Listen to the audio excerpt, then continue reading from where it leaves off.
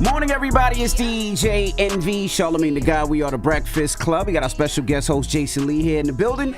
And let's get in some front page news. Good morning, Tiz. Good morning, DJ Envy. Good morning, Jason Lee. Good morning, Charlamagne the Guy. Good morning. Tiz. Let's get in some front page news quickly. NFL last night, the Raiders beat the Packers 17-13. All right. Now let's jump right. What's going on overseas? It's a lot going on, huh?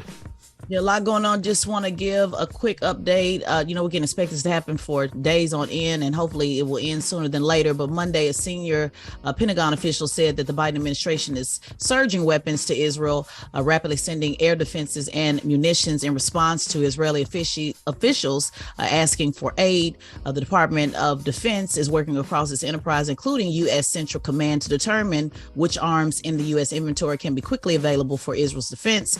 Democrats and Republicans closed rank in support of Israel over the weekend as the attacks from Gaza unfolded. President Joe Biden and lawmakers in both parties have pledged to swiftly grant Israel what it needs following the unprecedented attack. And the death toll as of now has risen to over 900 people who have died in Israel, and more than 680 Palestinians have been killed since Saturday. So a lot still going on. As you know, there is still not a Speaker of the House. I know the GOP will be meeting about that this week as well, Charlamagne. So there's nobody in charge. So that's something they also have to get taken care of, so that if there is, Congress has to make a decision on how much to send and when, we're going to need a Speaker of the House in order to do it. So. Yeah, man, I promise you, if that doesn't make you grateful for your life and the situation you're in, because folks is literally waking up this morning under fire. Absolutely. You know, people are dead, people are being kidnapped. I know you're dealing with a lot in your life, but boy, when you look over there, it could really, really, really be worse. Facts. Now, can I ask you guys a question? Because I don't know too much about what's really going on.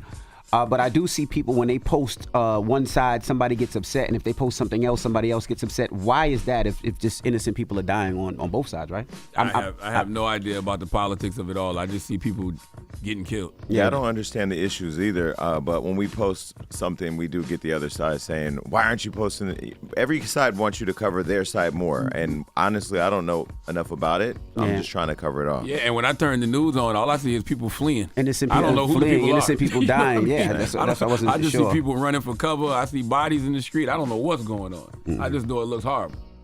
Yeah. Well, let's jump right into Robert F. Kennedy Jr. What's going on? Robert F. Kennedy. Yeah, Robert F. Kennedy Jr., folks, go back and listen to the interview that we did here on the Breakfast Club. At that time, he was running as a Democrat candidate, and now he has announced his independent candidacy for president. You know, a lot of folks told him he should have did that right out the gate, but he is officially ending his effort to defeat President Joe Biden in the Democrat primary in favor of a long shot general election bid. He had talked about here on the Breakfast Club how, he wasn't getting fair treatment, and, they weren't paying many attention because obviously, the Democrat Party is not interested in somebody running against President Joe Biden. So he has decided to be an independent. Now, his announcement comes after weeks of speculation of him doing this, and he acknowledged the unsuccessful history of independent presidential candidates. He says he is optimistic about his chances, and he said that today we turn a new page in American politics. There has been independent candidates in the country before, but this time it's going to be different because the independent is going to win. Now, a quick poll was taken to see what it would be in a three-way split between former President Donald Trump at 40%, Biden at 38%, and Kennedy at 14%. And that's just a hypothetical on what it would look like in a general. But, as we know, polls are just snapshots in time that can change and will change. So we'll continue to see, what's going to happen. Well, he's already got the endorsement of one of the biggest voices in all the media, and that's Joe Rogan. So I don't know. I mean, politics is an expensive game, though. Can an independent afford to win? No. Right. I'm just wilding that you could just switch sides that fast. But like you're Democratic on Monday, Independent on Tuesday, Friday you'd be a Republican. That's strange to me. Well, that's just politics. I mean, he wants to be in the race. And Caitlyn Jenner showed us all everything is possible. And the funny thing is, when Joe Rogan said that he would, when Joe Rogan said that he'd vote for RFK Jr., he said he would if he would have the opportunity, but he said he knows that the Democrats would never have it. He said the Democrats would have a bunch of tricks up their sleeve to prevent it. But isn't it like not a good deal to have somebody endorse you that said nigger, nigger, nigger, nigger, nigger? No, I don't think that's a problem. And the reason I don't think that's a problem is because that was eons ago. If that's the case, think about all the things we've said in the past, Jason. I didn't say it. I'm just saying. Just think about all the things that we've said in the past. That non-therapeutic version of me said it. I'm just saying. All right. Think about all the things we've said in the past. What does that mean? Our endorsements don't mean nothing now? All right. And just let me just say this, just a quick update. Since Jason brought it up, just want to remind folks that remember Ross Perot, ran as an independent in 1992, and he did pull in 19% of the vote, and that was probably one of the most popular independent runs, that we've seen, and spent millions and millions of his own but he was money. a billionaire though. Mm-hmm. Yeah, exactly. He's a billionaire. Exactly. Yeah, absolutely. Back then, he was he's a long way from Perot money. I'm just saying somebody did, make some little noise, and he still lost. But Mm-hmm. what it's worth, that's a little bit of information. I'm just trying to wrap us up. So we gotta go. Yep. And that is front page news. We'll see you in a couple minutes, Tez. Get it off your chest. 800-585-1051. If you need to vent, phone lines are wide open again. 800-585-1051. Get it off your chest. It's the Breakfast Club. Good morning. Morning, everybody. It's DJ NV, Charlamagne the Guy. We are the Breakfast Club. We have Jason Lee, our special guest co-host. Let's get in some front page news. Now, last night, the Raiders beat the Packers last night 17-13. But let's jump into some news. Let's talk about this funeral home that found 115 decaying bodies. Yeah, this is a wild story, and it was allegedly an eco-friendly funeral home. Let's listen to the report, and I got some more information on the other side. A funeral home in Colorado is under investigation tonight, accused of storing up to 100 bodies in a 2,500 square foot structure. It began with reports of suspicious activity, and when investigators got inside, they found the bodies stacked in that building, leading to a hazardous situation. The property belongs to Nature Funeral Home, based in Colorado Springs, and neighbors have been complaining about the odor for weeks. It was real smelly last night, and the cops were out there with their lights on and tape up. Officials are trying to identify the bodies, which could take months, and a state of emergency has been declared in Fremont County to free up resources to help. But so far, no arrests have been made. Somebody forgot to do their job? They forgot to put the product in the box? Jesus. Like, where are these people's families? Did they not realize it was not a funeral? Like, how did that happen? But why would you store 125 bodies?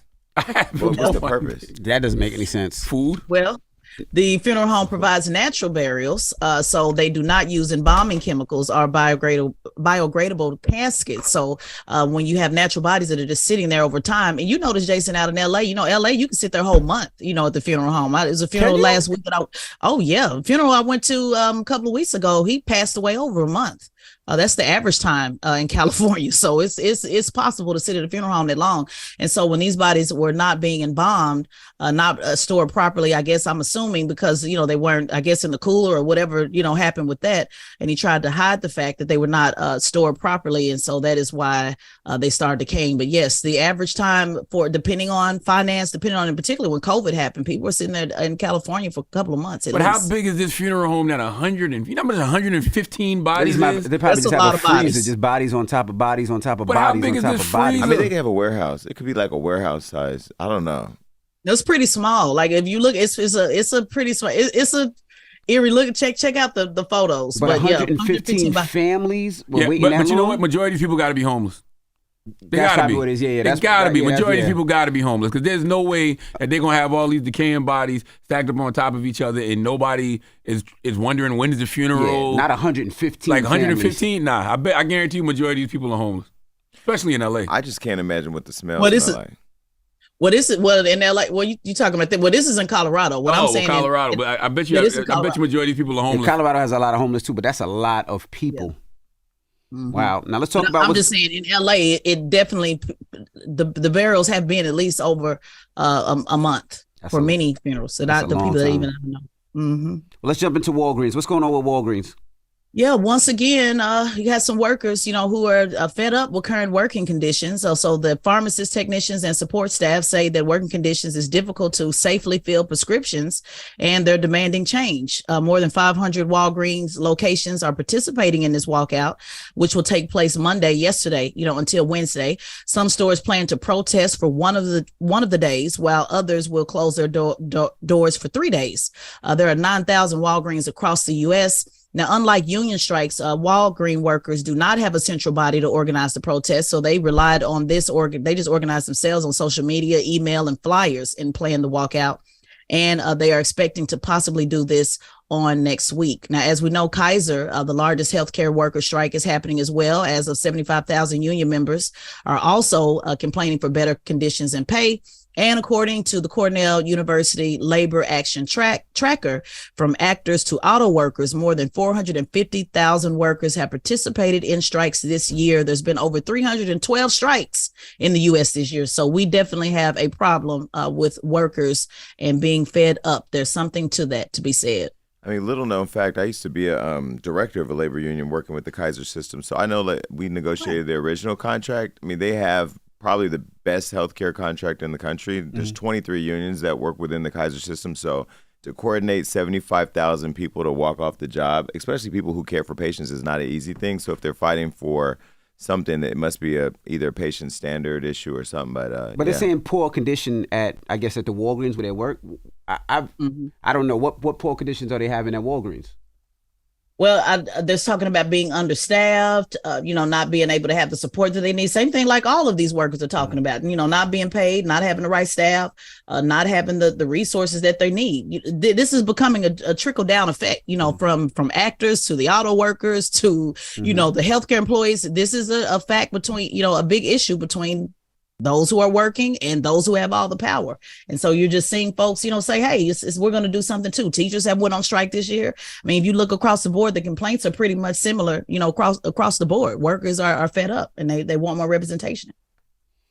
All right. Well, that is Front Page News. That's right. And make sure you subscribe to Tesla and Figaro's podcast, The Straight Shot No Chaser podcast on the Black Effect iHeartRadio podcast network, and follow at Tesla and Figaro on all social media platforms. All right. Now, when we come back, Rich Paul will be joining us. His book, Lucky Me, is out today. Man, a memoir of changing the odds. It is a fantastic, fantastic, fantastic read. Rich Paul is probably the biggest sports agent in the country. Instrumental in the careers of LeBron James, Anthony Davis. I mean, you've heard of Clutch Sports Management? Clutch Sports, yeah. Clutch Sports Management. You've heard of Clutch Sports Management, I'm sure. So we'll talk to Rich Paul. I think he said he had the top 10 this year in the NBA draft. So we'll talk to him. I think he said all the top 10 picks were his. Yeah, all the top 10 Sports picks. Group. Clutch Sports Yes. Group. Yeah, so we're going to talk to him next, so don't move. It's The Breakfast Club. Good morning. Wake that ass up. Early in the morning. The Breakfast Club.